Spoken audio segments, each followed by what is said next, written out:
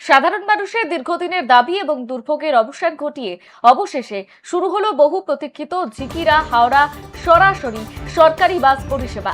নির্বাচনের আগে দেওয়া প্রতিশ্রুতি পূরণের প্রথম পর্ব হিসেবেই এই নতুন রুটের বাস চলাচল শুরু হওয়ায় খুশির হাওয়া গোটা গ্রামীণ হাওড়ায়। স্থানীয় সূত্রে যেমনটা জানা যাচ্ছে, ঝিকিরা এবং তার পার্শ্ববর্তী বিস্তীর্ণ অঞ্চলের বাসিন্দাদের প্রতিদিন কাজের সূত্রে কিংবা চিকিৎসার প্রয়োজনে হাওড়া সদর বা কলকাতায় যাতায়াত করতে হয়, কিন্তু সরাসরি কোনো রকম ভালো সরকারি পরিবহন ব্যবস্থা না থাকায় একাধিক বাস অটো পরিবর্তন করে কিংবা ট্রেনে চেপে ভেঙে ভেঙে যাতায়াত করতে হতো। আর এর ফলে যেমন সময় নষ্ট হতো, ঠিক তেমন ভাবেই অতিরিক্ত অর্থ ব্যয় করতে হতো সাধারণ মানুষদের। আর এই রুটে সরাসরি বাসের দাবি ছিল দীর্ঘদিনের। নতুন এই সরকারি বাসটি ঝিকিরা থেকে ছেড়ে আমতা এবং সাঁতরাগাছি হয়ে সরাসরি হাওড়া স্টেশন পর্যন্ত যাতায়াত করবে। রুটটি সাঁতরাগাছি ছুঁয়ে যাওয়ার কারণে রেলযাত্রী এবং হাওড়ার চাকুরিজীবীরা সবথেকে বেশি উপকৃত হবেন।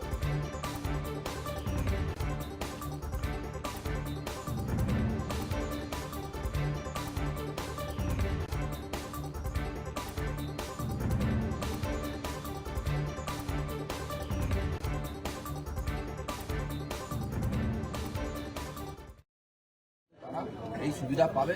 শুধু এই দিকে না, আমরা ওদিকে পুলিয়া থেকে ধর্মতলা বাসগুলো চালু হবে, কিন্তু যেহেতু আপনারা জানেন সরকারি বাস পরিষেবার অবস্থা খুবই খারাপ, কারণ বাস নেই, তো সেই জন্য আমরা এই মুহূর্তে পুলিয়া থেকে ধর্মতলা চালু করতে পারলাম না, কিন্তু খুব শীঘ্রই ওটাও চালু হবে নতুন বাসগুলো আসার পর। এবং এখানেও বাসের সংখ্যা খুব তাড়াতাড়ি কতগুলো বাস চলতে পারে এখানে আপাতত আমরা বলেছি যতটা বিশ্ববিদ্যালয় এখন অন্য রুট থেকে নিয়ে এসে, যেহেতু একদিনের মধ্যে তো নতুন করে বাস আসবে না, ঠিক আছে, অন্য রুট থেকে গাড়ি নিয়ে এসে এখানে চালানো হচ্ছে, কিন্তু এইটা যেহেতু ভালো রুট এবং বড় রুট এবং হাওড়ার মধ্যে অন্যতম প্রাচীন তো সেই রুটে যাতে পর্যাপ্ত সংখ্যক গাড়ি চলে সেটাই হচ্ছে আমাদের লক্ষ্য থাকবে। এবং এই রুট যে লাভজনক রুট হবে সরকারের পক্ষে এটা বলতে পারি, কারণ এখানে একমাত্র বাস সার্ভিসটা এখানকার মানুষদের প্রধান ভরসা।